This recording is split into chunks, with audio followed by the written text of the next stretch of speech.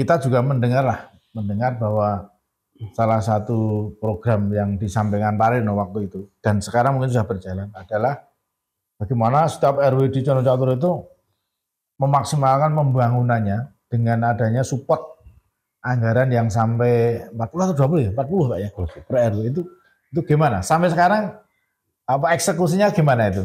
Kami ini tidak menutup kemungkinan juga bahwa seandainya memang dibutuhkan ya, dan sesuai kemampuan kami, tentunya banyak yang bisa kita berikan kontribusi untuk kemajuan Sleman. Ya. Ya, pengelolaan kepemudaan, ya, kegiatan yang bersifat milenial, ya, ini memang harus kita respon. Betul.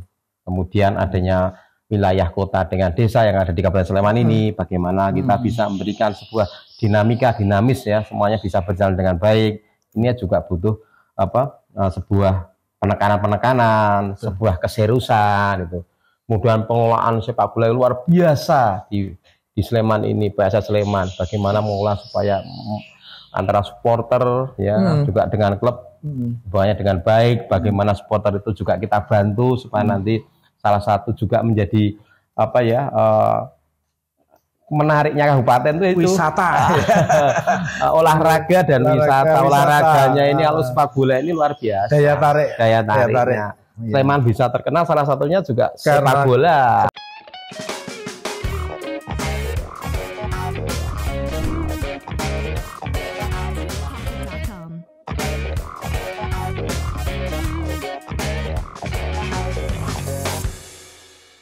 Assalamualaikum warahmatullahi wabarakatuh. Waalaikumsalam warahmatullahi wabarakatuh. Alhamdulillah, selamat ketemu kembali Pak Reno.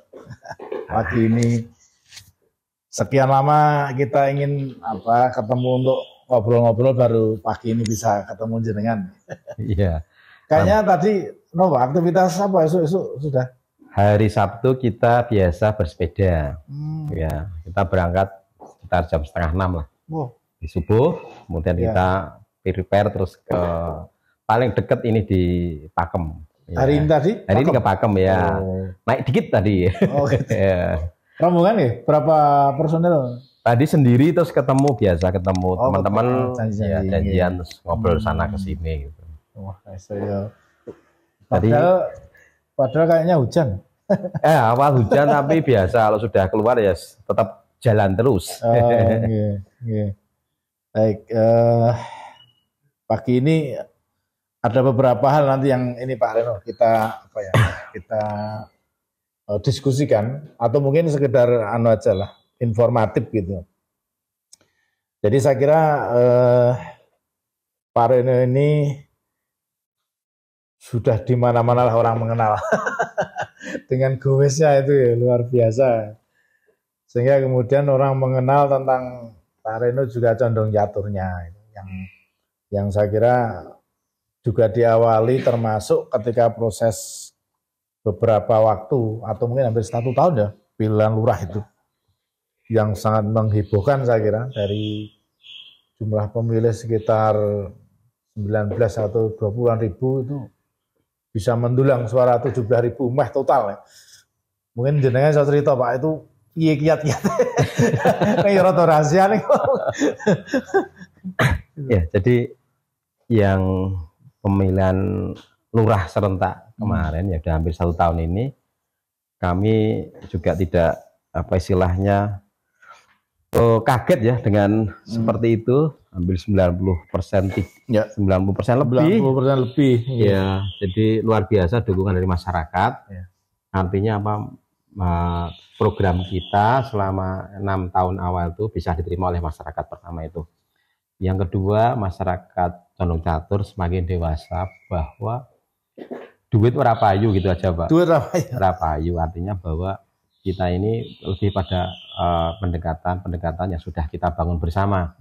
Pendekatan kita dengan tokoh masyarakat, Pak RW, Pak RT, bahkan tidak tokoh masyarakat pun kita juga dekati, karena kita semua punya peran sama ya. Semua lini jadi semua lini. Ketemu di jalan, sehelo dan sebagainya. Nah, yang dari obrolan-obrolan yang ringan-ringan sampai yang berat ya kita juga siap ya. Artinya bahwa diskusi di masyarakat, ngobrol angkringan dan sebagainya itu salah satu mempererat ya kepercayaan masyarakat pada pemerintah Kelurahan Condong Catur. Jadi memang ada kulturalnya, ada pendekatan kultural gitu ya, budaya, pendekatan sosial, itu terjalin semua ya Bang.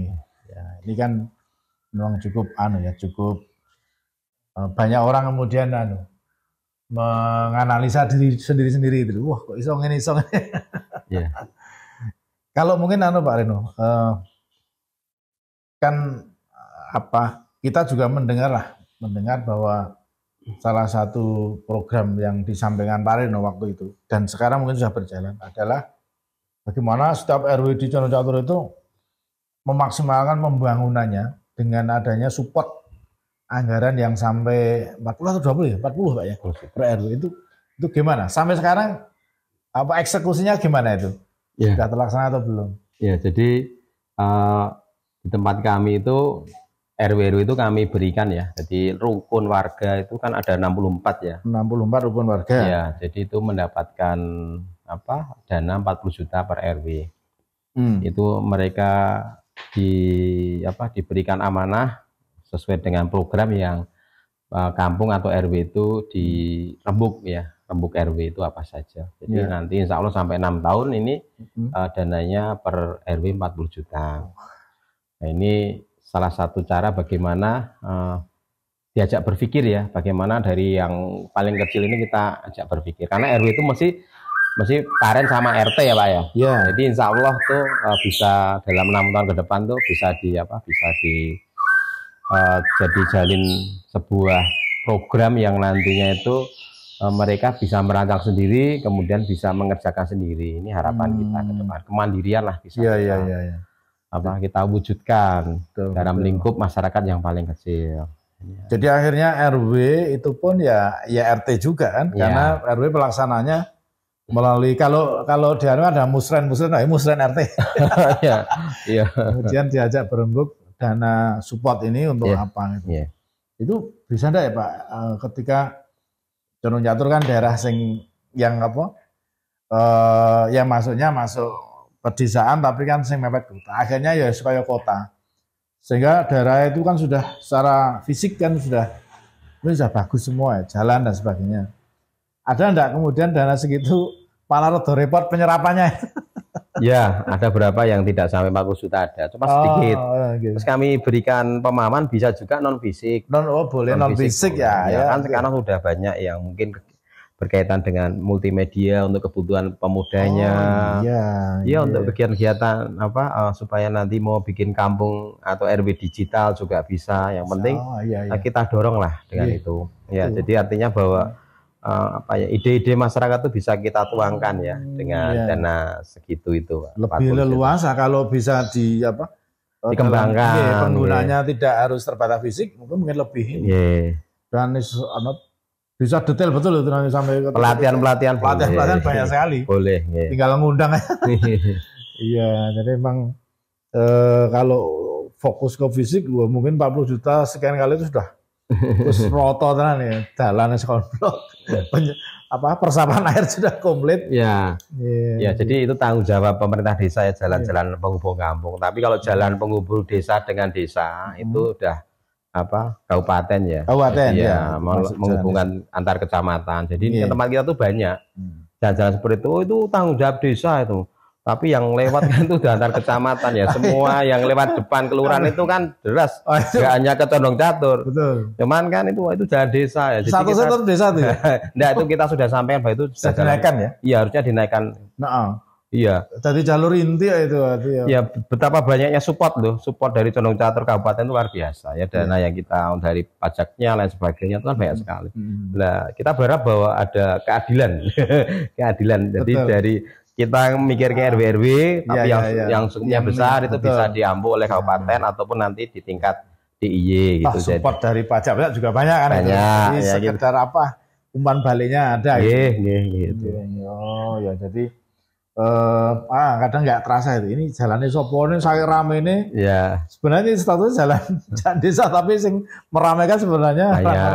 Jadi tapi kita sudah berkomunikasi dengan pihak ya, terutama dari kabupaten, dari PU itu supaya nanti tempat kita diperbaiki lah Iya, ya, lurus. dengan dana yang tidak mungkin dibaiki dengan dana dari desa 1 miliar untuk itu kan udah habis. Makanya kalau itu kan lebih bermanfaat kalau diberikan ke tingkat pedukuhan kan ya, dimandirikan untuk pembangunannya itu ya, detail dengan keluasan terlalu luar biasa. Itu memang tetap support pemerintah kabupaten juga sangat harus kita dijaga juga, Pak. Iya, betul. Ya.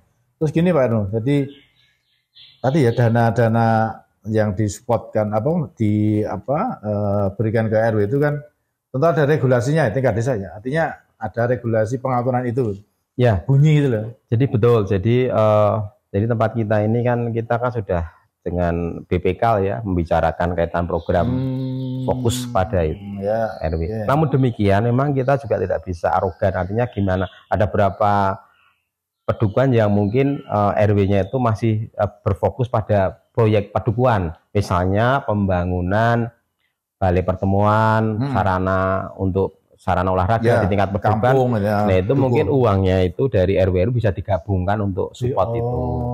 Ada berapa pedukuhan yang belum menyelesaikan atau masih taraf pembangunan balai sarana dan prasarana untuk tingkat pedukuhan itu juga penting sekali. Jadi itu juga salah satu program di awal kami menjadi lurah bahwa setiap pedukuhan harus mempunyai balai pertemuan atau untuk olahraga kan enggak mungkin nanti kedepannya kita mau kumpulan nutup jalan dan sebagainya itu kan kita sudah berikan sekarang. Jadi kalau ada hajatan dan sebagainya tingkat itu juga itu bisa dimanfaatkan. Jadi insya Allah nanti ini sudah selesai, artinya bahwa nanti di tahap saja di yang kedua ini untuk kepemimpinan saya yang kedua ini mungkin semuanya gedung serbaguna sudah jadi semua 18 pedukuhan. Serang repot nih mau mantu barang enggak kalau tinggal enggak insya Allah malah orang lain bisa pinjam di situ dikaryakan membantu orang lain juga orang kebingungan.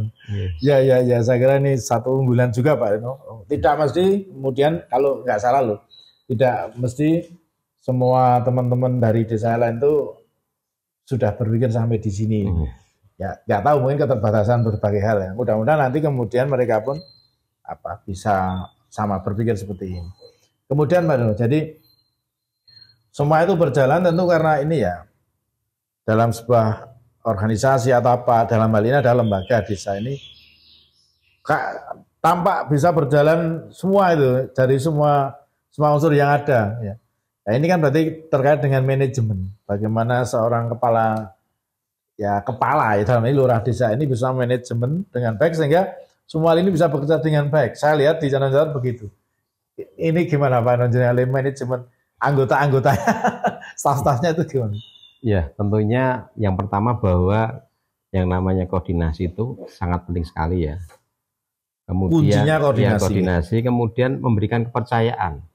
Ya itulah salah satu bagaimana para kasih, kaur, care, staf itu bisa Pak Dukuh bisa mengembangkan kreativitasnya itu karena kita berikan kepercayaan. Oh iya. Pak, ini ada alokasi sekian, monggo dirembuk. Saya percaya dengan bisa melaksanakan. Percayaan. Ya nanti kalau enggak nanti kita sudah selesai rancangannya apa nanti kita bicarakan. Jadi tidak pula dengan one man show ya. Enggak.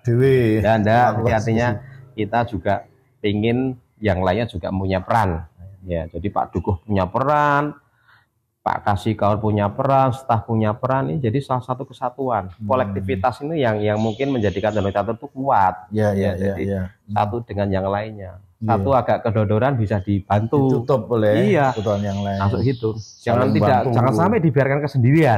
Itu saya jangan ya. Kita ada di kepala ini, di atas ini ya kita harus betul-betul bisa memberikan rasa nyaman rasa ayem mereka untuk bekerja. Ya inilah salah satu fungsi dari sebuah pemimpin itu seperti itu ya. Iya, memanajemen tadi penting ya. Saya lihat kan memang begitu yang terjadi. Artinya secara kedinasan mereka profesional, nanti mengerjakan profesional. Persoalan Gue secara pribadi biasa satu orang dan lain ada rasa, itu kan rasa. Ya itu sangat wajar karena dalam institusi pasti seperti itu. Yang penting kan pekerjaannya profesional gitu. Dan kita juga memberikan contoh, Pak. Jadi contoh itu tetap harus ya, tidak boleh kita tidak memberikan contoh yang baik. Kita mungkin pulangnya juga paling terakhir, ya. Dan kita juga harus memberikan teladan lah bahwa kita tuh sebetulnya hanya sebuah tempelan saja. Jadi lurah itu kan tempelan saja selama 6 tahun kontraknya, besok jadi warga biasa. Artinya kalau kita dengan staf dengan staf itu juga kita juga harus ngomongin semuanya lah. Dengan siapapun, Pak. Itu salah satu kunci bahwa kita tuh enggak harus gila hormat dan sebagainya. Ya, enggak apa-apa kita artinya bahwa kita sudah sampaikan bahwa Mas aku lurah ya pilihan lurah so nek ora aku kembali lagi. Artinya janganlah rasa sungkan-sungkan biasa saja seperti yang kemarin. Sama saja. Orang kaku-kaku ya. Dan memang gitu mestinya. Kalau sekarang memposisikan wah sebagai top leader yang hebat, soal Bali lucu-lucu. Nggih bagus Pak Reno. Kita support saya kira semua masyarakat. Sekarang poin-poin akhir Pak Reno. Tidak menutup kemungkinan saya kira, tidak menutup kemungkinan, semua berkemungkinan. Nah, bisa saja kan ini proses politik ya, yang juga kemudian akan segera kita lewati proses suksesi pergantian pemimpin itu, termasuk Sleman dan semua dengan pilkada. Belajar dari yang lebih kecil tingkat desa, kelurahan dong itu kan. Sebenarnya kan bisa juga itu menjadi satu pelajaran penting ketika orang ini memimpin yang lebih luas, misalnya kabupaten nanti gitu. Jadi mungkin Pak Reno punya gambaran nggak kira-kira ke sana itu bayangan-bayangan? Ya, jadi kita ini yang namanya sukses itu ada sebuah keniscayaan ya. Pasti. Artinya bahwa pemimpin itu harus berganti. Pasti ya. Nah, terlalu lama memimpin nanti kan juga tidak baik secara regenerasi dan lain sebagainya. Jadi saya sudah sampaikan pada masyarakat saya bahwa ada 3 kali peluang saya untuk bisa menjadi lurah. Namun saya sudah sampaikan saya hanya mengambil 2 kali atau ini yang terakhir bagi saya. Untuk apa? Memberikan sebuah demokratisasi yang baik di tingkat kelurahan walaupun jatahnya masih itu. Kedua kenapa? Karena banyak leader muda-muda di bahasa itu luar biasa. Yang potensinya luar biasa. Dengan baik. Sehingga nanti membuat condong catur lebih hebat lagi menurut saya. Meningkatkan. Nah, itu jadi salah satu. Kemudian yang berkaitan dengan suksesi tingkat kabupaten. Ini kan selalu isu yang seru dan masyarakat. Meriah. Nah, bagi kami ya, karena kami adalah milik masyarakat. Jadi kami ini tidak menutup kemungkinan juga bahwa seandainya memang dibutuhkan dan sesuai kemampuan kami, tentunya banyak yang bisa kita berikan kontribusi untuk kemajuan Sleman. Pengelolaan kepemudaan, kegiatan yang bersifat milenial, ini memang harus kita respon. Kemudian adanya wilayah kota dengan desa yang ada di Kabupaten Sleman ini, bagaimana kita bisa memberikan sebuah dinamika dinamis ya, semuanya bisa berjalan dengan baik. Ini juga butuh sebuah penekanan, sebuah keseriusan itu. Kemudian pengelolaan sepak bola luar biasa di Sleman ini, PSS Sleman, bagaimana mengolah supaya antara supporter juga dengan klub hubungannya dengan baik, bagaimana supporter itu juga kita bantu supaya nanti salah satu juga menjadi menariknya kabupaten itu wisata. Olahraga dan wisata. Olahraganya ini kalau sepak bola ini luar biasa. Daya tariknya. Sleman bisa terkenal salah satunya juga sepak bola. Kebaikan supporter juga tadi. Betul. Jadi ikonnya salah satunya juga bagaimana supporter seperti kita sebut BCS ini luar biasa ya. Jadi sudah terkenal dengan kerapiannya dengan sopan santunannya, yaitu yang mungkin nanti kedepannya itu bisa kita harus kita perhatikan begitu. Potensi yang ada dan harus kita perhatikan.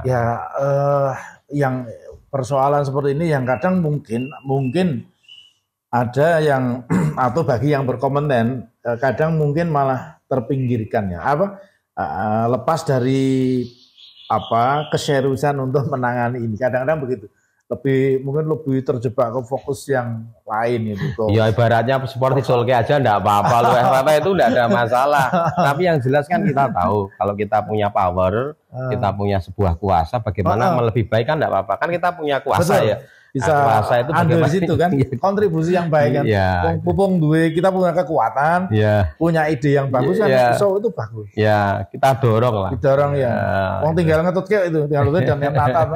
Kita dorong. Yang kita lihat seperti itu. Jadi kadang-kadang hal seperti itu nggak terpikirkan gitu loh. Iya, kita dorong. Wah itu akan lebih baik lagi kalau rodo masuk sedikit, ikut di situ kan, mungkin lebih bagus lagi. Termasuk ini Pak Reno, yang kadang kita masyarakat ya.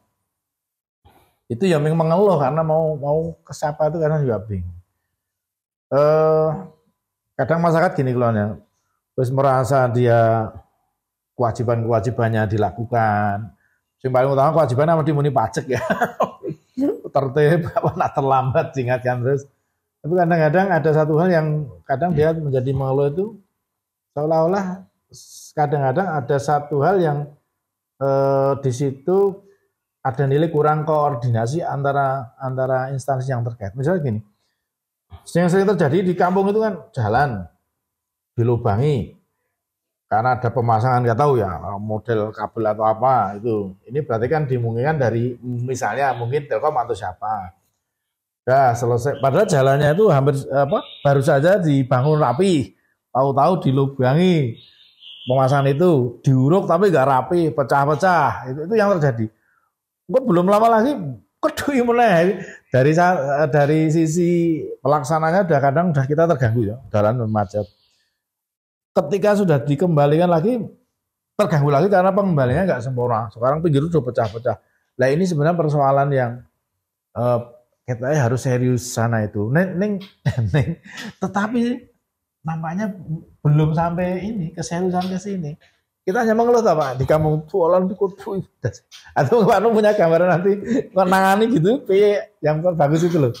Ya, jadi memang ini tidak mudah ya karena kan tender itu bisa suatu saat dalam 1 tahun. Ini sudah selesai bawah ditenderkan lagi berkaitan dengan jaringan, bisa jaringan telekomunikasi, bisa jaringan air dan lain sebagainya. Namun yang harus kita perhatikan adalah komitmen kita dengan yang mengerjakan bahwa nanti harus kembalikan seperti semula, ada garansinya, kemudian kalau ini rusak dan sebagainya. Jadi kalau nanti pemborongnya ini pekerjaannya nggak baik, kan bisa kita blacklist, yaitu salah satunya biar tidak terulang-ulang lagi. Ini satu. Blacklist. Yang kedua memang memang sudah ada tempat-tempat yang harus kita stop. Karena sudah tidak mungkin lagi misalnya ada jaringan-jaringan baru ya sudah kita nempel yang sudah ada. Karena satu tarian sudah ada 6 atau 7 tiang lain sebagainya kan ya sudah banyak. Itu ya memang harus kita perlu kita tidak asal menerima investasi tapi perlu kita perhatikan. Kalau memang Depok sudah full ya sudah. Tapi kan menggiurkan orangnya banyak. Wah ini kalau ada jaringan lagi pasti menguntungkan ya dari providernya menguntungkan ya ini. Nah bisnis tapi memang kita harus perhatikan itu. Kan biasanya ditenderkan di pihak ketiga kan sehingga waton cepet ya kan. So nggak kontrol mungkin pas hujan dan sebagainya ini. Nah ini salah satu komitmen yang harus bisa diselesaikan. Nanti kalau ini belum selesai ya nggak boleh. Termasuk mungkin koordinasi. Jadi ini tanggung jawabnya siapa, mengawasi ini nih yang penting. Ya ngawasi toh ini belum sempurna. Sebenarnya sederhana itu. Kembalikan yang sempurna seperti semula. Kemudian asal kembalikan gitu. Ini sebenarnya tuntutan warga nggak mesti tahu toh sehingga ngerti ini bayar pajak kok lah. Sama. Itu tidak semua paham. Ya, jadi kalau kita nanti sesuatu nggak dipakai lagi juga mereka jangan takut. Pesan bakal tanggung itu udah tahu. Jadi banyak hal Pak Reno, alhamdulillah ini dari berbagai rasan-rasan masyarakat itu tentang diawali tadi di Condong Catur yang saya kira spektakuler ya. Kemarin dari lurahnya kemudian programnya, artinya program-program yang dilakukan di Condong ini memang menurut saya beberapa teman di daerah juga kadang-kadang kok ini mungkin ternyata itu kuncinya tadi adalah koordinasi, kemudian ya memanage supaya tetap kerjasama dengan baik, profesional itu Pak. Termasuk ketika nanti suatu saat kersaning Gusti Allah kemudian Pak Arno ada amanah yang lebih luas, juga mungkin manajemennya yang ada di Concat ini bisa dikembangkan lebih luas. Koordinasi bisa, Pak. Bisa, ya bisa. Itu harapan saya, harapan semua Pak. Mungkin ada closing Pak Reno. Monggo tentang goesnya gimana untuk kita semua. Ya, jadi yang pertama berkaitan dengan kita sebagai pemimpin itu memang ada batas waktunya, sehingga kita harus sadar bahwa kita harus lakukan yang terbaik supaya masyarakat akan senang. Kemudian yang kedua, bagaimana kita mengelola masyarakat, maka masyarakat yang paling senang itu olahraganya apa? Ya kalau olahraganya sepeda, sepak bola, senam, nah itulah yang sering-sering kita kita kunjungilah mereka supaya mereka juga semangat. Sama saja, jadi olahraga itu juga akan membuat kita fit, masyarakat juga kalau berolahraga juga akan bagus. Nah, ini salah satunya seperti itu olahraga. Dan jangan lupa bahwa ini semua adalah tidak lepas dari ridho dari Allah Subhanahu wa Ta'ala. Hablum minallah, hablum minannas, ini harus kita jalankan sedemikian rupa ya, sehingga kita mantap dalam kita diberikan hidup ini oleh Allah, dan maka kita bertanggungjawabkan dengan baik, insya Allah kita nanti bisa menjalankan secara istiqomah. Amin, amin. Kata kuncinya terakhir ini jadi tidak lupa semua ini ada kuncinya di sana. Setuju Pak Reno. Dan kita semua mendoakan semoga amanah Pak Reno ini nanti tidak mandek di jalan. Terus pokoknya di Semal ini ketika itu bisa menjadi amanah dilaksanakan dengan baik. Saya kira banyak orang berharap seperti itu. Amin, amin, amin. Terima kasih Manten Nuwun Pak Reno, Pak Lurah, Danau Catur. Pagi ini akhirnya ketemu kita. Insya Allah nanti lain waktu ketemu lagi. Dan selamat untuk bergoes lagi nih. Mungkin masih ada target daerah yang mau dikunjungi. Mudah-mudahan manfaat memberikan masukan untuk kita semua. Bagaimana membangun daerah kita masing-masing. Sehingga sekali lagi matur nuwun, terima kasih. Demikian teman-teman saudara sekalian, pertemuan kita dengan Bapak Haji Rino Chandra Sangaji, Pak Lurah Danau Catur, yang insya Allah beliau sekarang sudah mulai kuliah lagi di S3-nya, doktornya. Doakan semoga tidak lama kemudian beliau segera wisuda doktornya. Nah, ini kebanggaan kita, insya Allah, karena S2-nya sudah selesai. Mudah-mudahan manfaat, dan lain waktu kita ketemu lagi. Demikian, terima kasih. Assalamualaikum warahmatullahi wabarakatuh. Salam kreatif dan salam bahagia. Assalamualaikum warahmatullahi wabarakatuh.